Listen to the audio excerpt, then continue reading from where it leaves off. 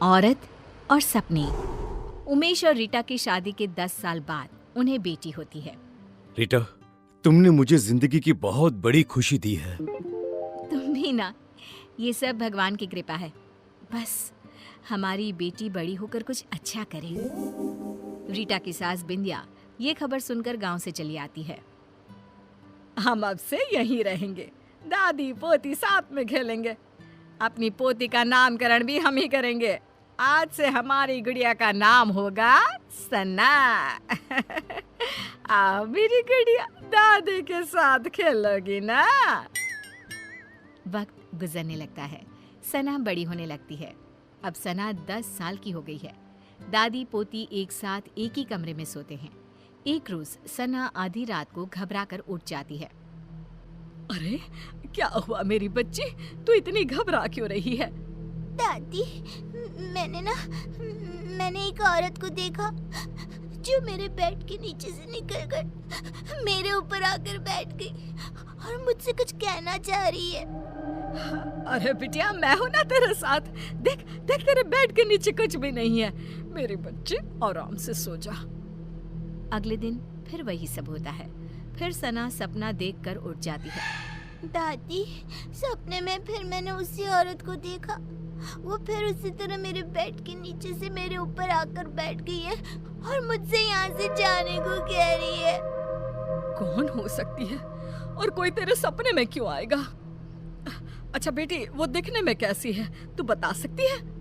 हाँ दादी, बड़ी बड़ी आंखें, गोल चेहरा, लंबे बाल, मोटे मोटे गाल, पतली दुबली, मानो जैसे कोई मॉडल हो। क्या? ये तो नीता है, लेकिन उसका तेरे सपने में आने का क्या मतलब है? दादी, ये नीता कौन है?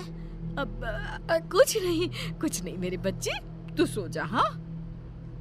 अब बिंदिया की डर के मारे हालत खराब हो जाती है। वो रात भर सो नहीं पाती। अगली सुबह बिंदिया सारी बातें उमेश से कहती है। उमेश, वो वापस आ गई है। इस बार उसने अपना शिकार हमारी सना को बनाया है। सना को कुछ हो गया तो हम तो मर जाएंगे। क्या माँ, आप भी कैसी बातें कर रही हो? सपने से भला क्या होता है?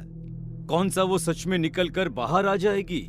माँ, आप है ना कुछ ज्यादा ही सोच रही हैं। इस बात को यहीं खत्म कर दीजिए और देखिए, रीटा को इसके बारे में कुछ भी खबर नहीं होनी चाहिए। उमेश की बातें बिंदिया के दिमाग से आर पार हो जाती है और वो नीता के बारे में ही सोचती रहती है। पहले तो सना को सपने रात में आते थे, लेकिन अब तो उसे दिन में भी सपने आने लगते हैं। एक शाम जब सना सोकर उठती है और जोर जोर से रोने लगती है। नहीं, मेरी मम्मी को कुछ मत करना, मैं वो सब करूंगी जो तुम कहोगी। क्या हुआ मेरी बच्ची, तू रो क्यों रही है? मम्मा वो आपको मार देगी। वो रोज रात को मेरे सपने में आती है, कभी मेरे बेड के नीचे तो कभी मेरी अलमीरा के पीछे छिपी रहती है। क्या बोल रही है बेटा? मुझे कुछ समझ में नहीं आ रहा। कौन आ जाती है और मुझे क्यों कुछ करेंगे? अम्मा, एक औरत मेरे सपने में आती है, मेरे बेड के नीचे से निकलकर मेरे ऊपर आकर बैठ जाती है और कहती है ये उसका घर है, वो आपको मार देगी क्योंकि आपने उसकी जगह छीन ली है इस घर में। बेटा, ऐसा कुछ नहीं है और सपने ना सच नहीं होते। आपकी मम्मा को कोई नहीं मार सकता। रिया सना को तो शांत कर देती है, लेकिन उसके दिमाग में ये सब चलने लगता है और वो अपनी सास को ये सब बताती है। ये सब मुझे पता है रीटा। तब तो आपको ये भी पता होगा कि वो औरत कौन है जो सना के सपने में रोज आती है, और आपने मुझसे ये सब क्यों छुपाया? हमें कुछ नहीं पता बहू, हमें तो लगा कि तुझे चिंता हो जाएगी, इसीलिए हमने तुझे नहीं बताया। सपनों का हकीकत का क्या मेल? नहीं मम्मी जी, इस सपने का कोई ना कोई मतलब जरूर है। अगली सुबह रीटा और बिंदिया किसी पंडित को अपने घर बुलाते हैं और सना को झाड़ा दिलवाती हैं और उसे सारी बात बताती है। उस औरत की आत्मा भटक रही है और कहीं ना कहीं उस औरत का इस घर से कोई ना कोई संबंध जरूर है। सना बिटिया को ही इसका तोड़ निकालना होगा और उससे पूछना होगा वो क्यों आई है और वो क्या चाहती है। रीटा सना को समझाती है कि उसे उस औरत से सब कुछ पूछना होगा। जब सब सो जाते हैं और सना को सपने दिखने शुरू हो जाते हैं, तब वो देखती है कि अलमीरा के पीछे से वही औरत झांक रही है और पंखे के ऊपर आकर बैठ गई है और वो सना को दिख रही है। सना उठकर बैठ जाती है। तभी वो औरत उसका गला दबाने लगती है और कहती है, बोला था ना, निकल जाओ इस घर से, ये घर मेरा है, नहीं गई तो दोनों माँ बेटी मरोगे मेरे हाथ से। कौन हो तुम? मुझसे और मेरी मम्मा से तुम्हारी क्या दुश्मनी है? इतने में ही सना डर से उठ जाती है और रोने लगती है। रीटा और बिंदिया उसके पास बैठी होती हैं। बेटा, तूने उससे पूछा या नहीं?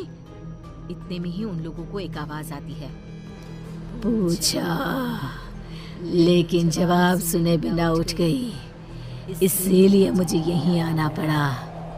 जोरों की हवा चलने लगती है, कमरे का सारा सामान गिरने लगता है और एक औरत सबके सामने आकर खड़ी हो जाती है। तुम कौन हो? बिंदिया, तू नहीं जानती मैं कौन हूँ? तू बताएगी इन लोगों को या मैं बताऊं? ये नीता है, एक मॉडल। उमेश और नीता एक दूसरे से प्यार करते थे और शादी करना चाहते थे, लेकिन हमने इन दोनों की शादी नहीं होने दी। हमें नाचने वाली बहू नहीं चाहिए थी, इसीलिए हमने उमेश से भी झूठ कह दिया कि नीता उसे धोखा देकर किसी और के साथ भाग गई है और उमेश की शादी तुमसे करवा दी। ये सब के पीछे तुम थी ना माँ? आपको पता था ना माँ कि मैं नीता के बिना नहीं रह सकता। ऐसा क्यों किया माँ तुमने? क्यों? मुझे लगा उमेश ने मुझे धोखा दिया है, इसलिए मैंने अपनी जान दे दी और अब उसकी बेटी के सपने में आकर रीटा और सना को इस घर से निकलवाना चाहती थी, ताकि उमेश को ये एहसास हो सके कि किसी अपने का दूर जाना कैसा होता है। तुम्हारी गुनहगार तो मैं हूँ नीता, तुम मुझे मार दो और अपना बदला पूरा कर लो। मुझे माफ कर दो नीता, मैंने माँ की बातों पर भरोसा कर लिया और एक बार भी तुम्हारा पता लगाना जरूरी नहीं समझा। मुझे माफ कर दो। नहीं, अब मुझे किसी से कोई शिकवा नहीं है। जिससे मैंने प्यार किया वो आज भी मेरा है। ये जानकर ही मुझे शांति मिल गई। बिंदिया का मन ग्लानि से भर जाता है और वो खुद की जान ले लेती है। ये क्या कर दिया माँ तुमने? क्या कर दिया? एक बेकसूर की जिंदगी खत्म कर दी मैंने। अब मुझे जीने का कोई हक नहीं बचा। हमें माफ कर देना नीता। बिंदिया की मौत हो जाती है और नीता की आत्मा को शांति मिल जाती है। उमेश नीता को अपनी पहली पत्नी का दर्जा देकर उसकी तस्वीर अपने घर में लगवा देता है और सना और रीटा के साथ खुशी खुशी जीने लगता है।